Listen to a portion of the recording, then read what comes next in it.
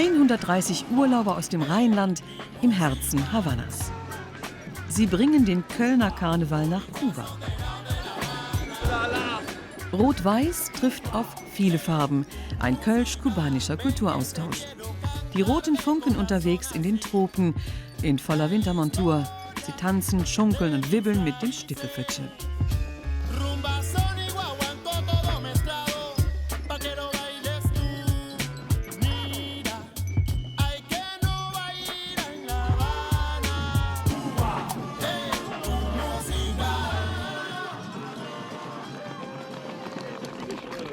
Antreten zum Kofferwiegen. Das Gewicht muss stimmen. Die Vorfreude ist riesig. Mit Musikinstrumenten und Uniformen kommt einiges zusammen. Dabei haben Peter und die anderen nicht nur Orden im Gepäck, sondern auch die Holzgewehre. Mit dem Zoll könnte das Probleme geben. Die Funken sind vorbereitet. Habt ihr mal so einen Knabüsen-Flyer? Guck mal. Diese wunderbaren Flyer haben wir gemacht. Knabüs, Holzgewehr, Wooden Rifle, Fusil de Madeira. Das heißt Knabüs auf Spanisch. Und dann hier der Labadan, Hut, Hat oder Sombrero. Und weil der Zoll das jetzt einen Koffer finden soll, kriegt jeder, der eine Knabüs hat, kriegt so ein Ding im Koffer, damit schon mal die erste Erklärung oben aufliegt. Dass der Zoll in Kuba tatsächlich mitspielt, können die Funken nur hoffen. Allen voran der Präsident Heinz Günther. Es sind immer 1000 Dinge möglich, die passieren können. Ich glaube, es soll einfach jetzt nur so kommen, wie es vorgedacht ist. 128 Mann machen sich auf den Weg und 2 Frauen. Das Funke Mariechen und Elfie Schuh-Antwerpes, die erste stellvertretende Kölner Oberbürgermeisterin. So, dann kann's losgehen. Allesamt mit Gepäck nach Havanna zu bekommen, das ist vorsichtig formuliert eine Herausforderung. Dirk Wiesmann hat die Visum. Peter kümmert sich um die Visa. Vor 3 Monaten hat er sie beantragt. Es bleibt spannend bis zuletzt. Das ist nur eine Kopie. Die Originale liegen in Havanna am Flughafen. Hast du da ein bisschen schlaflose Nacht gehabt? Ja, habe ich gehabt. Ja, aber 24 Stunden vorher reicht ja noch. Und wen kümmert es, dass einige Provisorien falsch ausgestellt sind? Aus Maximilian Kronenberg wurde Maximilia Kronenbär. Max trägt es mit Fassung. Naja, es gibt ja Länder, die legen da Wert drauf, dass die Namen richtig geschrieben sind. Aber da sie selber von denen ausgestellt wurden, die Visa, werden wir mal sehen. Ein Flieger voller Funken. Die Crew ist vorbereitet. Kölle! Hallo! Gute Funke! Hallo! Kölle! Hallo! Na, das hat ja schon mal gut geklappt. Dabei sind auch noch die Höhner. Und wir sagen eine Viva Colonia. Wir haben natürlich auch hier noch was vorbereitet. Das ist prima! Viva Colonia! Yo soy un hombre sincero. Die vielen Stunden im Flieger weiß der Frontmann der Höhner zu nutzen. Ja, oh, jetzt wird schwierig. Y antes de morirme quiero, da muss ich dann nochmal nachfragen. Also man wird mir wahrscheinlich auch noch so ein bisschen helfen werden in Havanna, wenn wir dann so ein paar Dolmetscher finden und die nochmal fragen werden, kurz bevor wir damit auf die Leute losgelassen werden, wie man denn so die einzelnen spanischen Worte ausspricht. Que bola Cuba. Nosotros. Auch der Präsident macht Sprachübungen. Er möchte schließlich eine Botschaft an die Kubaner übermitteln. Junta la gente es compartir juntos. Was wir senden wollen, ist, dass der Karneval schon eine Möglichkeit ist, dass Menschen sich begegnen, vorbehaltlos aufeinander zugehen und sich in den Arm nehmen. Und die Leute sollen wibbeln? Naja, die sollen nicht nur wibbeln, die werden wibbeln. Downtown Havanna. Das beste Hotel am Platz. Man residiert feudal. Kuba Light soll es sein, zumindest für den Anfang. Alle durften einreisen mitsamt den Gewehren. Die Funken wollen in voller Soldatenmontur durch die Straßen ziehen. Das hatten sie den kubanischen Behörden gut erklären müssen. Das ist ein Projekt, das hat 3 Jahre 3 Jahre gebraucht, um es so zu stemmen. Und ja, viele tausend Mails, die geschrieben worden sind, weil natürlich hier auch die Systeme aufeinander prallen, um das auch alles so ablaufen zu lassen. So wie es sich im Moment anlässt, läuft es perfekt, weil ich glaube, die Leute haben großen Spaß hier mit diesem Hotel. Und das Wetter sollte mitspielen, aber da haben wir ja im Moment, glaube ich, überhaupt kein Problem.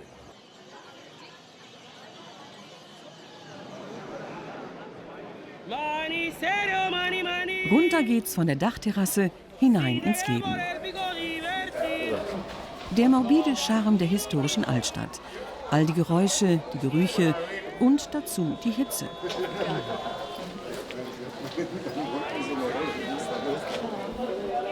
Johannes muss das erstmal verdauen. Ich glaube, die Kühlkette ist unterbrochen.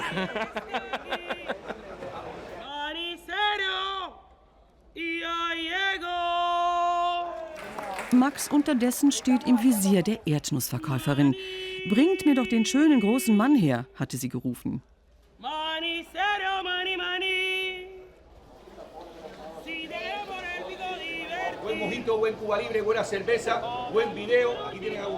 Henning schwelgt ganz im Rausch der Farben und Bilder. Unglaublich, ne? Also was man hier für Eindrücke erlangt, das ist eine andere Welt. Das haben wir in der Form noch in keiner anderen Stadt der Welt erlebt. Und was mich am meisten fasziniert, ist die Ruhe und Gelassenheit der Menschen, die hier am Straßenrand sitzen oder in irgendeinem Hauseingang sitzen, auf ihren kleinen Laden aufpassen oder einfach nur den lieben Gott einen guten Mann sein lassen.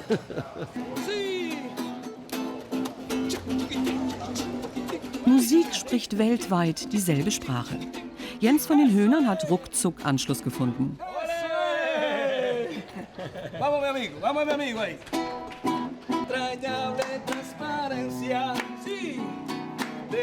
So sieht ein Cuba Libre to go aus. Also wir hatten gerade eine Cuba Libre bestellt und haben die in Gläsern bekommen. Und dadurch, dass wir weitergelaufen sind, haben wir halt gefragt, ob wir ein paar Becher einen Plastikbecher kriegen. Und der hat aber nur noch einen. Und dann haben wir die ganze Zeit überlegt, ja, was machen wir denn jetzt? Ne? Und der direkt wie aus der Pistole geschossen, hat eine unserer Wasserplastikflaschen genommen, einfach Kopf abgeschnitten, umgefüllt, hier. Super. Ne? Also die sind schon sehr erfinderisch. Das hat einen gewissen Charme.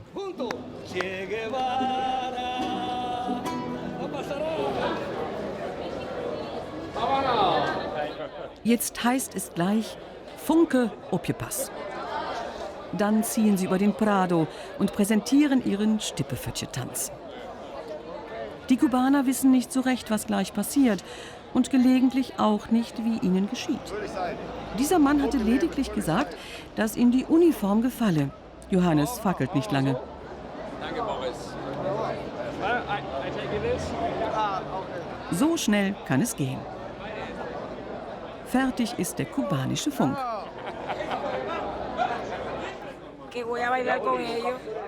Ich werde mit denen tanzen, sagt diese Frau. Wir haben hier auch Karnevalsvereine, mit denen ich immer tanze. Das gefällt mir.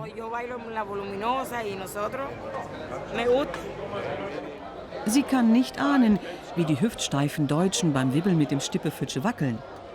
30 Grad im Schatten. Und die Funken in Winteruniform. Wir haben extra die Uniform aufs Bett gelegt, die Klimaanlage auf volle Stufe gestellt. Aber es hat nichts genutzt, es ist jetzt schon wieder warm. Warm ist auch den Technikern der Höhner unten an der Bühne. Es brennt bei der Stromversorgung. Es gibt nur eine einzige Stromquelle. Die Techniker haben den Anschluss in deutscher Gründlichkeit abgesichert. Also jetzt kann im Prinzip nichts mehr passieren. Wir sind auch abisoliert hier, der Starkstrom, das ist alles fantastisch. Ne?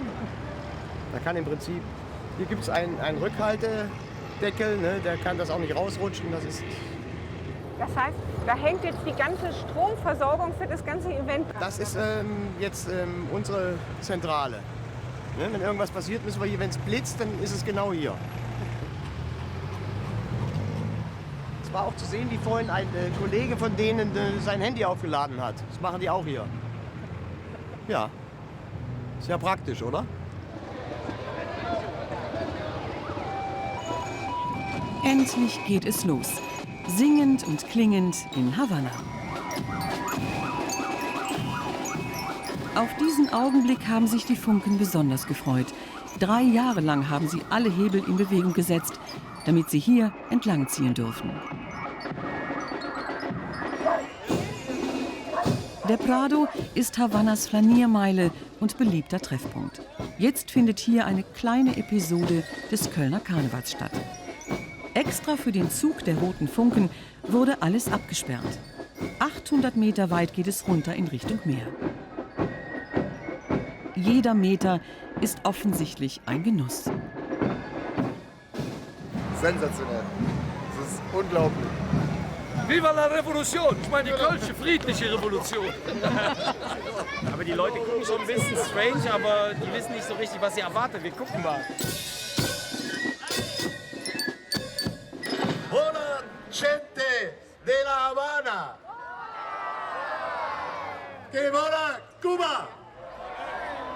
Chispas. Heinz Günthers Botschaft scheint anzukommen. De Colonia. Viva La Habana. Viva. Jetzt sollen alle zusammen wibbeln. Von Kopjepas. Mit Steppenwünsche. Popo an Popo. Popo an Popo. Popo an Popo. Die Kubaner haben auch Opiepass. Klaus.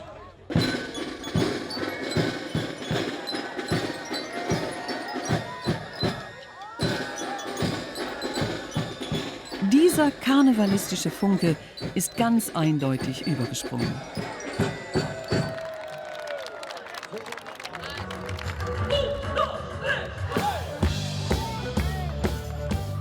Leichtes Spiel haben die Höhner.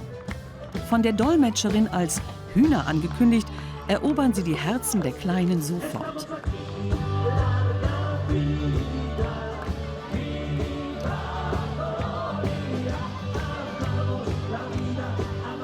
Auch die Großen lassen sich nicht lange bitten. Schluss mit dem Gehopse, jetzt kommen die Kubaner mit ihrem Karneval.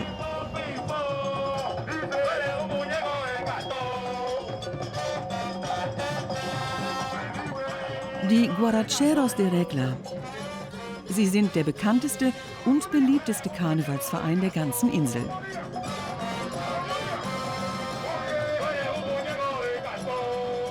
Was dem Funken die Marschmusik, ist dem Kubaner die Conga. Jeder Verein hat einen eigenen Schritt und Rhythmus, mit dem jetzt auch der Funke mit muss.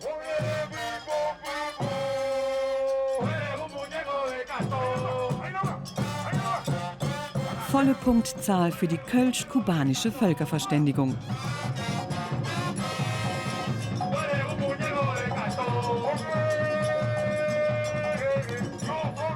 Das afrikanische Erbe Kubas lässt grüßen.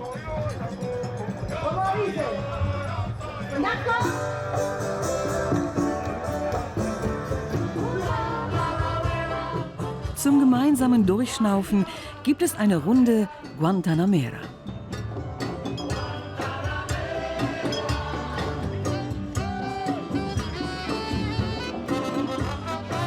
Es ist einfach unglaublich, was wir heute erlebt haben.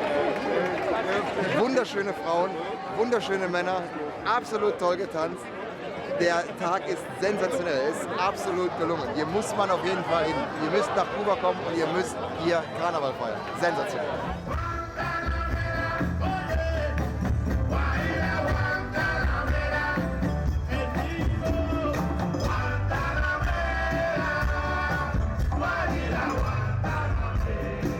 Unfassbar, welche Herzlichkeit uns entgegengekommen ist. Und es war ja am Anfang für uns auch alle ein bisschen, wir wissen nicht, was passiert. Und wenn du mal gucken willst, ich stand vorhin da oben auf dem Balkon. Aus dem einfachen Grund, weil die mich eingeladen haben. Und mit mir eigentlich nur ein Foto machen wollten. Und auf einmal stand ich bei denen auf dem Balkon da oben. Und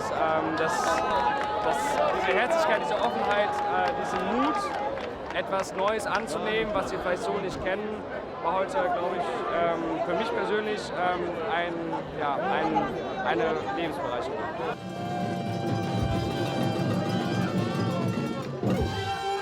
Havana, Kuba, Köln. Ay, no hay que llorar, que la vida es un carnaval y el Auf der Dachterrasse gibt es ein Wiedersehen mit den Havana Queens. Das Tanzensemble war im vergangenen Winter zu Besuch bei den Roten Funken in Köln.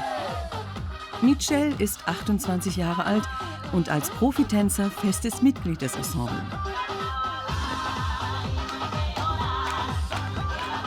Dasselbe gilt für seinen Freund Alfredo. Die beiden schwärmen noch immer von ihrer Reise und freuen sich, dass die Kölner nun hier sind.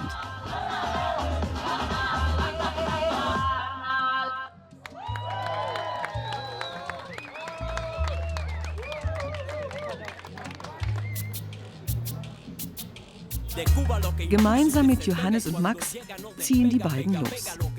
Runter von der Terrasse, rein ins Kuba der Kubaner. Es ist, um ehrlich zu sein, schon ein bisschen auch ein mulmiges Gefühl. Wir bewegen uns hier völlig abseits vom Tourismus. Aber wir sind sehr gespannt und lassen uns überraschen, was wir erleben werden heute. Hey! Hello! Sie sind in Jesus Maria gelandet, einem für Havanna typischen Wohnviertel. Hier lebt Michel. Als ausgebildeter Tänzer ist er in der Tourismusbranche beschäftigt und verdient 40 € im Monat. Der Durchschnittslohn in Kuba liegt bei 25 €. Michel will von den Deutschen wissen, ob euch die Hitze von Kuba gefällt. Er würde das für die Kälte von Köln tauschen. Macht ihr denn die Hitze selber noch viel aus? Er ist das gewohnt.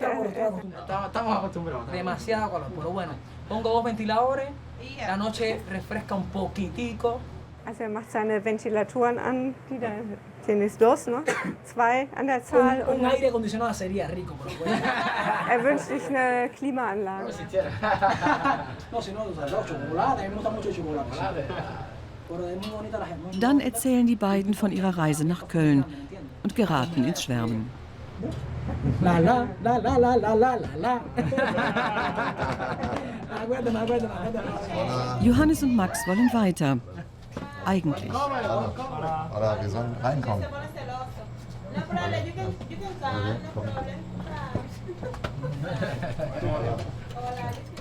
Michels Nachbarinnen. Sie sprechen sogar Englisch. Sie reden und trinken, erklären sie den Deutschen. Und sie sind begeistert von diesem schönen, großen Mann. You look so pretty. Thank you very much.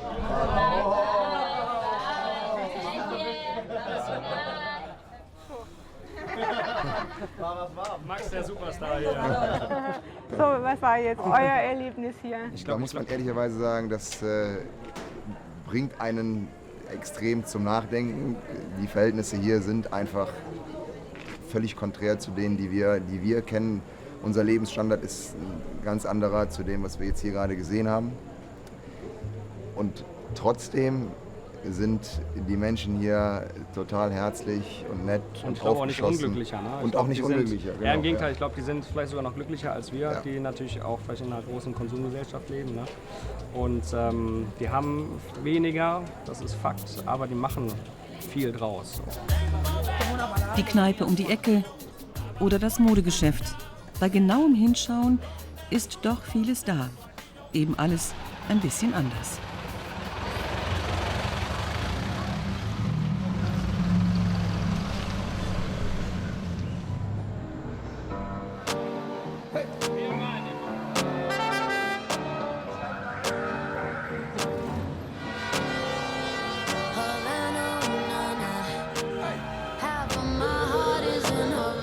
Im Ami-Schlitten durch die Stadt. Wenn mehr als 100 Männer gemeinsam nach Havanna reisen, geht es wohl nicht ohne die Oldtimer-Nummer. Das Klischee deckt sich mit dem richtigen Leben.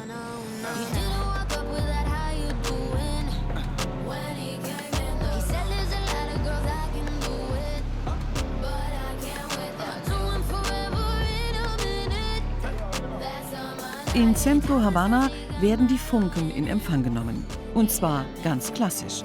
Vom ersten rein weiblichen Streichorchester in Kuba.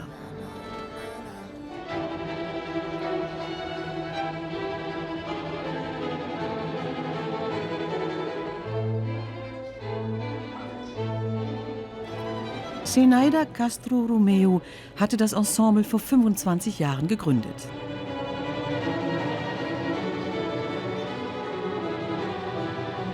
Inzwischen genießt es weltweit hohes Ansehen.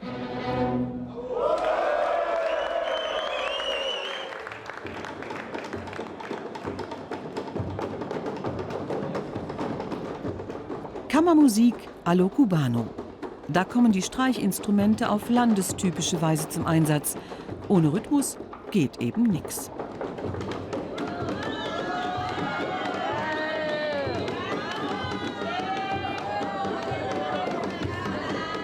Spätestens die Rumba-Einlage lässt die Funkenherzen ein paar Takte schneller schlagen.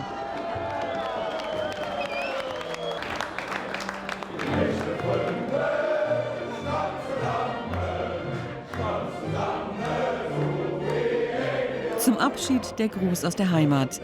Der einzig Eingeweihte im Vorfeld war Henning. Denn einer musste den Damen ja die Noten zukommen lassen. Als die dann plötzlich anfingen mit echte Freunde und um mich rum alle ergriffen waren, da hat es mich auch gepackt. Es war einer der größten Momente. Puh, es war großartig.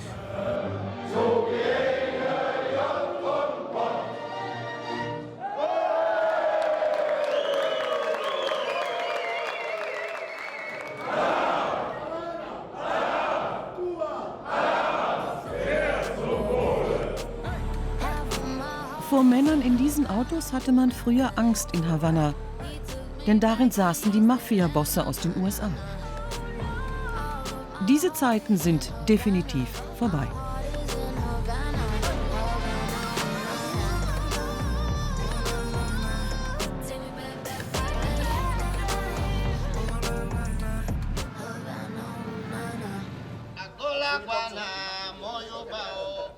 Dann wird es in Kuba wieder afrikanisch. Die Damen in Gelb verkörpern die Göttin Ochun. Sie steht für Schönheit und Jugend. Genau deshalb bekommt das Mariechen die Blumen. Was die Studenten der Hochschule für Tanz den Funken zeigen, ist keine platte Touristenfolklore. Die Tänze sind Teil des afro-kubanischen Santeria-Glaubens. Die katholischen Heiligen der Spanier vermischen sich mit den Orichas, den Göttern der afrikanischen Yoruba-Kultur.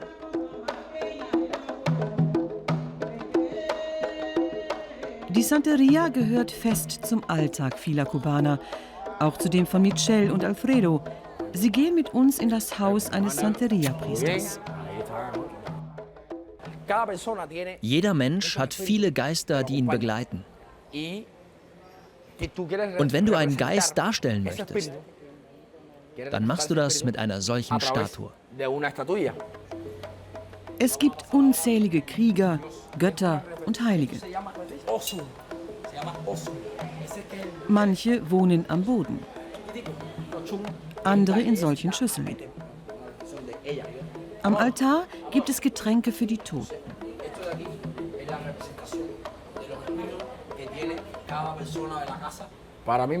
Für mich ist mein Glaube alles. Denn damit habe ich viele Dinge in meinem Leben erreicht. Eine knappe Woche waren Michelle und Alfredo im Winter in Deutschland bei den Roten Funken. Davon zehren sie heute noch. Diese roten Funken haben eine großartige Energie. Anders als die Deutschen, die ich in Kuba kennengelernt habe. Ich glaube, das sind gute Leute. Sie haben viel Energie. Sie sind wie Kubaner. Auch wenn sie in der ersten Welt leben. Es war das erste Mal, dass ich aus Kuba rausgekommen bin. Es war alles wie ein Traum. Sehr schön. Und wir sind sehr schön empfangen worden. Es war magisch. Sie sind mit uns umgegangen, als ob wir einer von ihnen wären.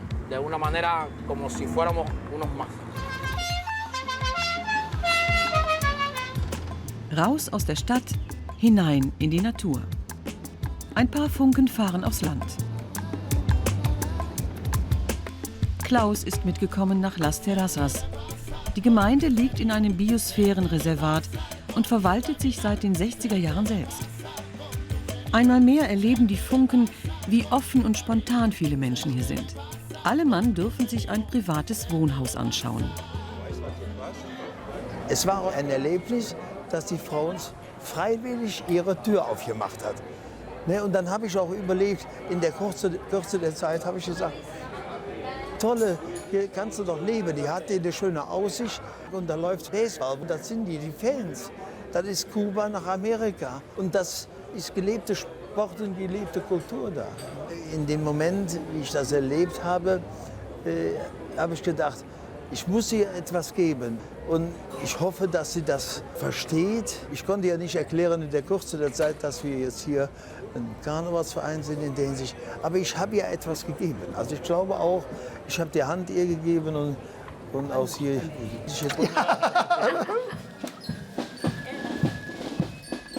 Ein letztes Mal klingt es nach Funkenart in Havanna. In der Residenz des deutschen Botschafters werden 600 Gäste erwartet. Zum Tag der deutschen Einheit.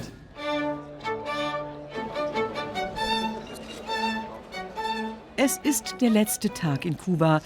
Die Funkenmission ist erfüllt, findet der Präsident.